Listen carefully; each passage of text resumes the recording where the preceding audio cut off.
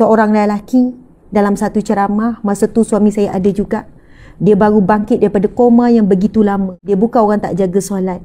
Dia juga salah seorang penceramah sebelum dia koma. Lepas tu dia berniaga. Berniaga maju sampai jadi jutawan. Lepas tu Allah uji perniagaan jatuh, kebakaran ini dan tragis dia berakhir dengan koma. Paling tragis berakhir macam mana dia boleh koma, aksiden ke apa saya tak ingat lah. Subhanallah. Dia cerita tu dengan keadaan menangis. Dia kata, Ustazah, dalam tempoh saya koma, ini kisah benar ni. Bagaimana dalam keadaan dia koma, dia kata, saya ingat memang saya mati. Sebab real sangat Ustazah. Sebab apa? Bagaimana saya melihat anak-anak isteri saya menangis keliling saya sebab meratapi kematian saya, tapi saya tak boleh nak bercakap dengan dia orang. Bagaimana saya melalui proses dimandikan jenazah, kemudian saya dikafankan, kemudian saya dihantar ke kubur, kemudian saya ditanam. Dia kata, Ustazah, real, it's real. Dia macam hidup, mati dihidupkan kembali. Dia kata, saya melalui semua tu. Subhanallah. Dan Ustazah tahu tak apa yang saya nak buat masa tu? Apa yang saya nak buat? Saya boleh banyakkan masa dengan Al-Quran. Ada tak Al-Quran nak teman? Ada tak bacaan yang nak teman? Lepas tu, Allahu Akbar. Ini dia cerita ni. Subhanallah. Saya dengar menaik bulu roma saya menangis.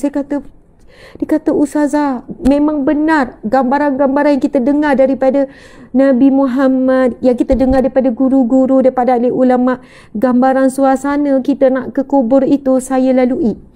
Lepas tu, dia kata bila masuk ke kubur, dia kata, sebaik berapa langkah saja keluarga tinggalkan, subhanallah, rupanya semua ini bayangan ketika dia koma, bukan benar-benar berlaku. Memang benar, terus datang malaikat terus datang Ustazah. Kemudian soalan pertama yang ditanya kepada saya, man rabbuka, siapakah Tuhan kamu? Siapakah Tuhan kamu? Ditanya soalan itu. Dia kata, Ustazah, saya nak jawab Allah, tapi saya tak boleh nak jawab. Saya tak boleh nak jawab Allahu Rabbi, Allah itu Tuhanku, Allah itu sembahanku. Saya tak dapat jawab Ustazah. Dia kata gitu. Saya kata tak dapat jawab. Dan apa yang berlaku, saya dipukul sebab tak dijawab. Saya dipukul dan saya jatuh ke dalaman yang sangat dalam dan kesakitan tak boleh digambarkan.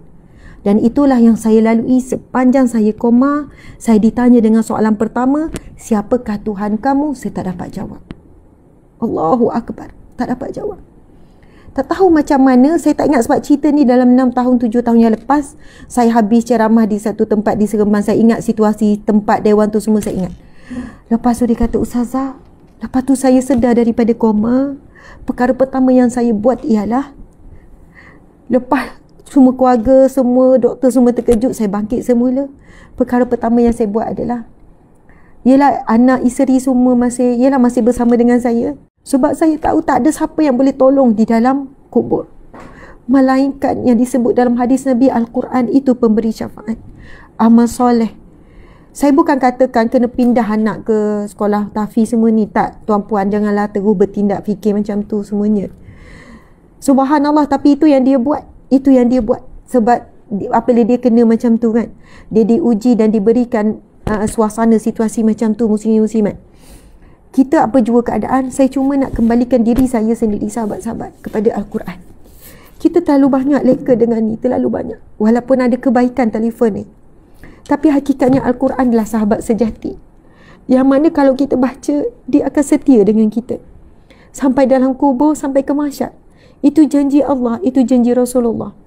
Al-Quran ini ada semuanya, ada penawar, ada jawapan setiap persoalan. Tapi kena baca dengan terjemahan.